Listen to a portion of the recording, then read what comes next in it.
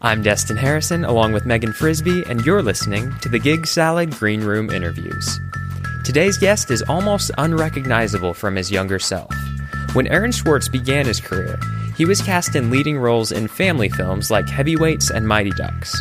After a brief hiatus from acting and several appearances in dramas like Guiding Light and Gossip Girl, Aaron is back on the big screen in Guardians of the Galaxy Volume 2. And we won't lie to you, he's grown up to be a serious heartbreaker.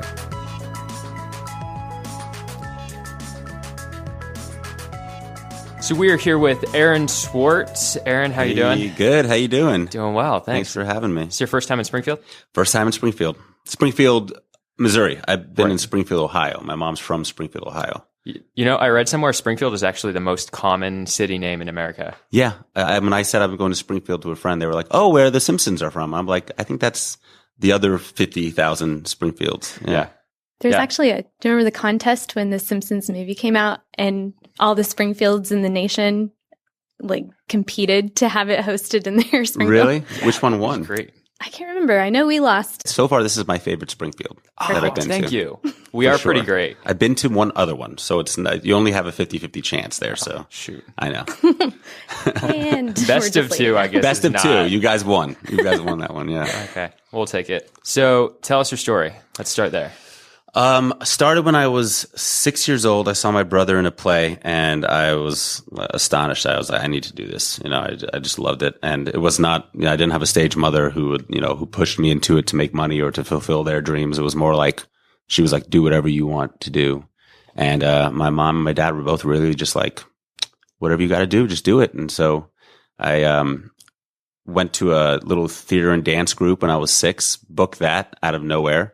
And then just kept on going. I was like, I had a lot of drive.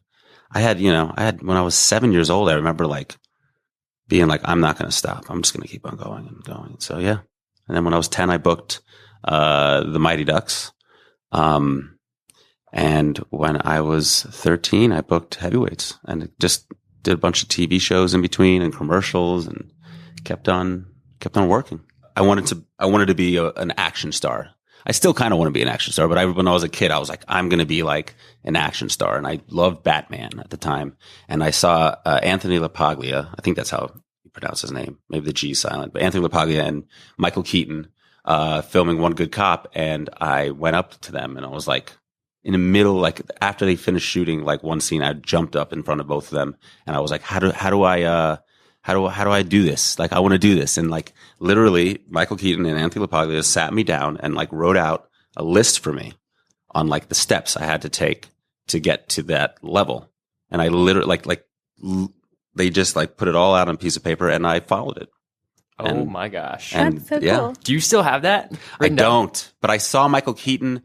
There was a time where it was in between, like if actors, a lot of times you'll be a bartender or a server, or you'll find some kind of job that you can audition during the day and then work at night. So I was bartending at a place and I saw Michael Keaton walk in and I go up to him and I'm like, by the way, I want you to know, like, you helped me with like getting into this business. And like, I told him the whole story and he remembered it. And it was like this very cool, nostalgic moment. So I don't have the piece of paper, but I have that memory. What kind of drink does Michael Keaton order? I feel like he's probably wine, red wine. Really? Wow. He drinks really good red wine. I would have guessed like highball or something. I would guess a highball too, but yeah, sophisticated either way. I also have bartended and served, and I feel like it's sort of, you learn a lot about people. Oh yeah. Do you think that has helped you in your acting?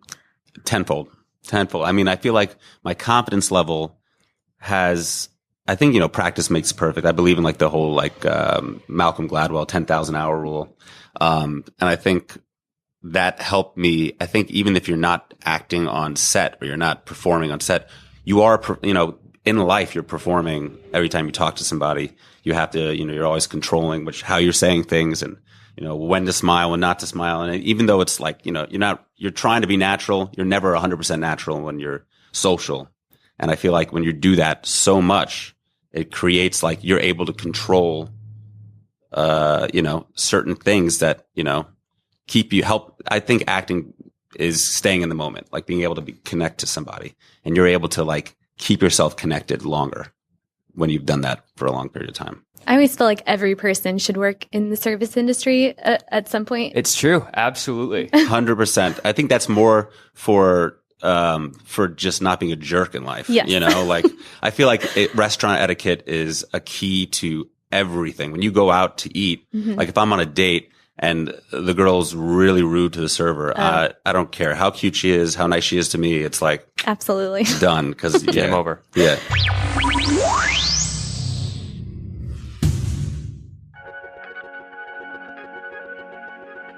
At GigSalad, we want to help you create unforgettable moments.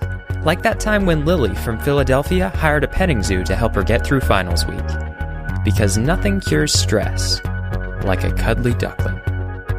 Visit GigSalad.com to learn more.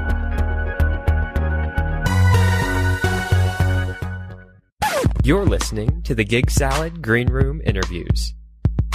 So, tell me about La Bamba.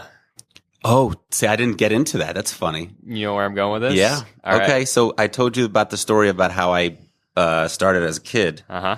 I started with La Bamba. So I was obsessed with the Lou Diamond and Phillips film La Bamba. I was obsessed with it. And then I found a best friend in kindergarten who his name was Richie, and he played guitar. I don't remember, but he had a guitar with him all the time, a little mini like guitar. And he would run around and sing La Bamba, and he was Spanish, so he understood, he knew how to speak the language and sang the song. And I'm sure I, bastardized it somehow and did not say it properly, but I said it well enough that I memorized the whole song of La Bamba when I was 6 years old. And then the first time I decided to go for, when I was saying that when I was a little kid, I wanted to act, I went to my first audition, and they asked me to do a scene or do a monologue and sing a song. And I knew exactly what I was going to sing. So I went over there and I sang La Bamba at 6 years old. And that's what jump-started this career. I think La Bamba got me my career. So La Bamba led to Mighty Ducks? La Bamba... Indirectly. Not directly, but yeah, I guess it did. I mean, it led to me thinking that I could... it's so weird to look back and like say things like me thinking I could do this as a career when I'm 6 years old. But I guess La Bamba brought me to the Ducks. So have you ever heard if someone asks you on the job, do you know how to do this? You always say yes and then figure it out later. Yep. So you did that with ice skating, yep. right? Yep. So tell us about that a little bit. All of us did it. I think like the majority of us, when we found out, they asked us if we knew how to skate and knew how to play hockey. Is like the breakdowns, which is like the sheet that all the managers and agents get to like submit their clients for certain things, said, so-and-so age, whatever, can skate to almost a professional level. But I mean, like, honestly, they also wanted people who knew how to act, and they wanted, and they did a nationwide search, and they ended up finding a whole bunch of kids who just lied about ice skating, and they had no idea. And so we all showed up, and they were going to film within a week of us getting there. They're going to start production, and they had to hold production for a month. Oh, wow. For us to learn how to ice skate. So they had to hold a month, 8 hours a day, 5 days a week, ice skating clinics. Yeah. Wow. Yeah. Can you still ice skate? I can. Not as well. I rollerblade. So I started, that was the first time I rollerbladed, was in that movie too. There's a whole mall scene where we're all rollerblading. Mm-hmm. And that I was like, this is easy. It's actually a little easier than ice skating because you're not going to bust your butt as badly. There's not ice under you. So I started doing that, and I actually got sponsored for a little bit rollerblading, doing like tricks and stuff. Cause I got into when I became a teenager, I got into like grinding and doing rails and stuff like that. So yeah, nice. It was interesting. It went from not being able to ice skate to doing tricks on my rollerblades. Did you guys have any injuries on the set of Mighty Ducks? Yes. Because you have kids and slippery surfaces and sharp things on your feet. Yes. I feel like that's a bad... I don't know what insurance would have cost for that movie. I'm sure the insurance was pretty high. Ooh. Yeah. Immediately when we first got there, they gave us flu shots because they were like, let's like nip everything in the bud as soon as possible because there's a bunch of kids and they're surrounded by like ice and they're getting in hockey sticks. But surprisingly, not many injuries happened. I was the cause of one injury. J.D. Daniels, who played Pete, I think his name was Pete in it. Yeah, he's the little one who like fakes the heart attack. The little guy in the leather. Yeah. So JD, we were practicing. It was before we even were filming. We were practicing we had to throw a football back and forth while we're skating. It taught us how to like maneuver and how to, hand-eye coordination, all that. And we weren't wearing gloves, and I ended up slipping. He ended up slipping and went under my skate, and I almost chopped his whole pinky off. They had to sew his pinky back on. Oh my gosh. Sorry, JD. Oh. Still feel bad about that. Was he okay to act after that? Yeah. I mean, did they just? It was bad, but it didn't go through the bone. It was just like a big chunk of skin that kind of came off, and they had to sew it back on. I could draw a diagram for you if you'd like to see it. You know what? I'm good. You're good? Thank Okay. you, though. Yeah, no Thank problem. you. The visuals. The fact that I still remember it that clearly shows how terrifying it was. That's yeah. pretty gnarly. Yeah. Especially at that age. Oh, yeah. What do you do? What was your reaction to, I just cut this guy's finger I off? freaked out. Understandably. Yeah. I was like, are they going to fire me? And immediately I was like, are they going to fire me? No, but it was okay. Was he sore about it? I mean, No. not physically, but Yeah, I'm sure physically he was very sore. I would assume. No, he was fine. He was actually quite a sport. Yeah. Good old JD. I was just curious about we've recently worked with some children on set, and I just was very admirable of the director with his patience with kids. God. You were mentioning how you were sort of a professional kid. Did you feel I was a kid. Like? I was a kid. You I were? wasn't professional. No, we were all a bunch of brats. Yeah. Yeah. I remember, I look back on it and go, I was fine. I think to myself, I was fine. And I actually, when I just filmed The Guardians, his name's, Rollins, they called him. And he's the key grip, which is the people who do the lighting. They do all they light the stuff and they do all the mechanical work for lighting. He was a very well-known key grip, and he was a key grip of heavyweights. And then he came up to me and I was like, oh my God, I can't believe you're on this set. It was the coolest thing in the world. Cause also I was like on a huge set and I felt so out of place. And I was like, oh my God, I don't know anybody. And then like Chris Pratt's over there. And I'm like, oh God, and then he was there to kind of like help anchor things down. But I did hear stories on the set of how bad I was. Oh no. Not in like a bratty way, but more of like I'm a kid and I'm restless and I need attention all the time way. Yeah. It's your job as a kid. If you don't, then you're not enjoying things. Exactly. You want a kid. You don't want somebody who's like, I'm an adult. Right. Yeah. You want a kid. So What they were getting into. They got some kids. Yeah. Speaking of Chris Pratt, we interviewed Jay Jackson, who plays Perd Hapley on Parks and Rec. Okay. Yeah. He was talking about working with Chris Pratt. Oh, God, he's a genius. Really? Genius. Everybody says he's genuinely one of the nicest people. Really nice. Really nice. Very, very serious. Like he's not like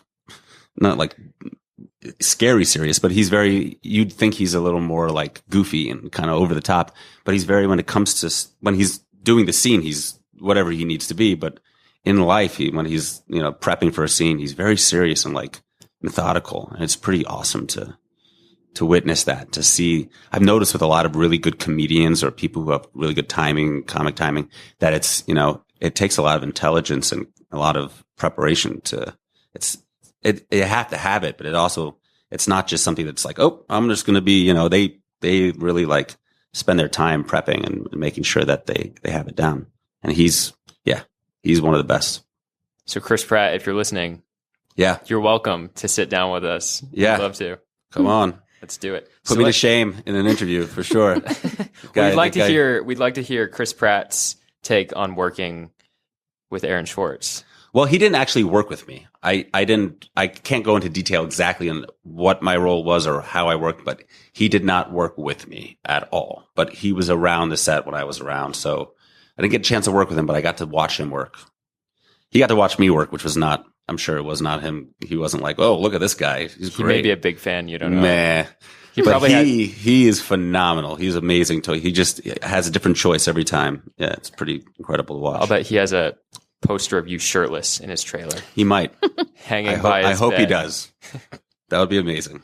So, speaking of which, Speaking of shirtless pictures of Aaron. Oh, God. So internet. you went from the kid from Heavyweights, Yeah. which is a movie about overweight children who go to essentially fat camp. Yeah. You fat camp. Yeah, you went for sure. from that to like soap opera hunk. Wow. Well, I'll take it. Okay. That's my new, I'm going to put that now on all my like social media. So I'm going to put, quote, soap opera hunk. And I'm going to quote you.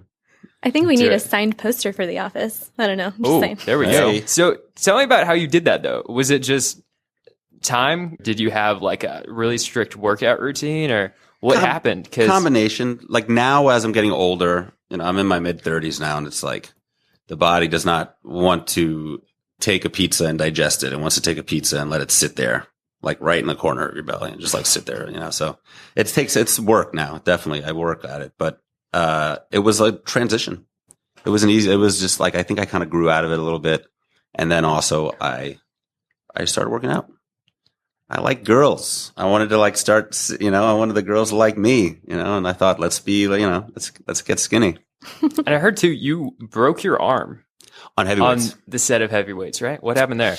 You know what? I still get pains from it. Like I was working out the other day and it's still, my left arm is a lot weaker than my right from it. So you hear that, guys? I need some compensation for Workers' comp. Yeah, come Let's on. go. Come on, Judd.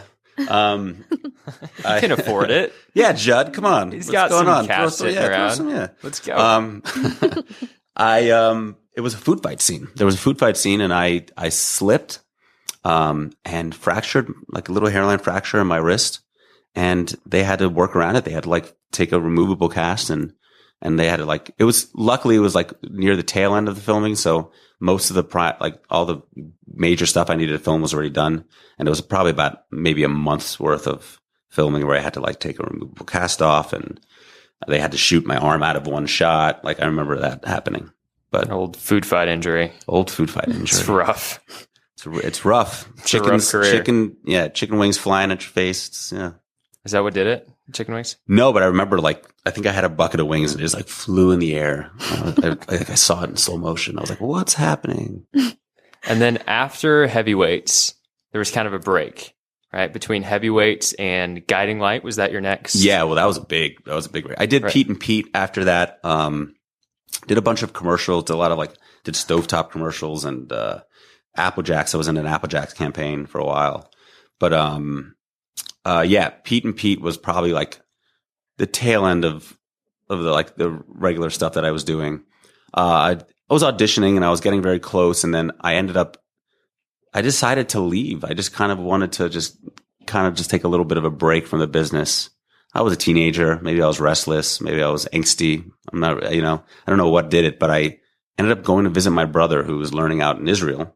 Ended up going to visit him and staying there for a couple years, and then got back and then juggled with staying in the business and not. And I decided to go into marketing and go into real estate. And I did, started with marketing and then I went into real estate and did that for a while and made pretty good money, but just did not, it called me back in again. And when I was about 26, 27, I came back into it and got Guiding Light and then got Gossip Girl, which definitely put a new spin on things.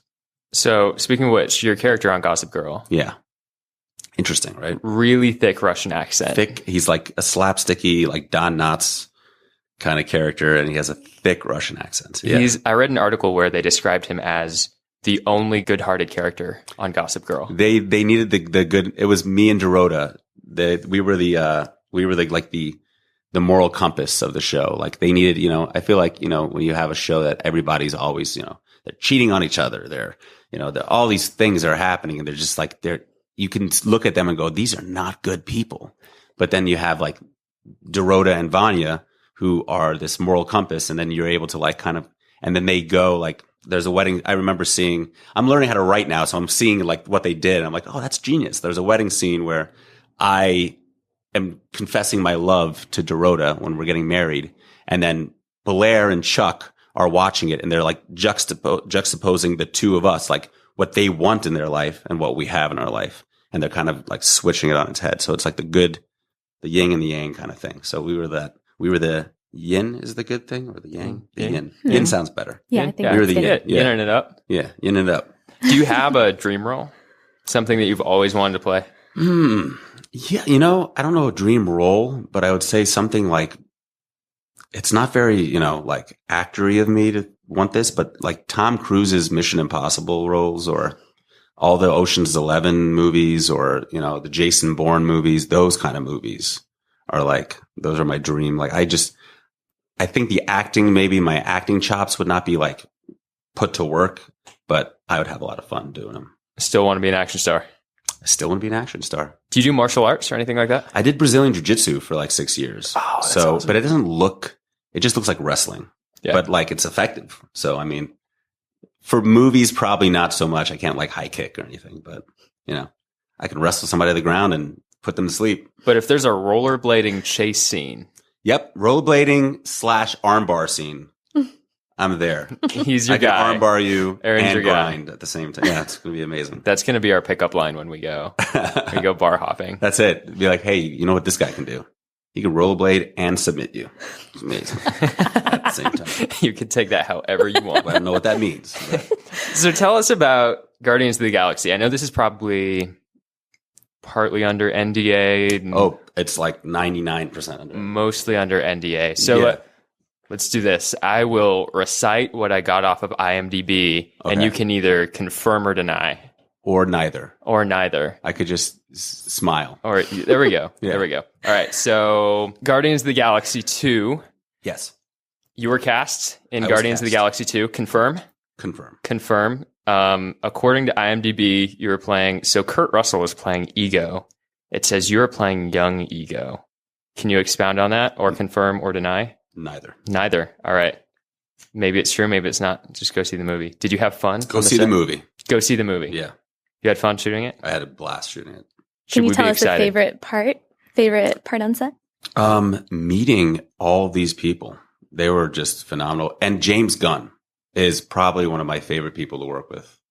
As we wrap up here, can you tell us one thing that you wish that you knew whenever you were first starting your career, or one piece of advice that you could give to somebody who's trying to get where you are right now?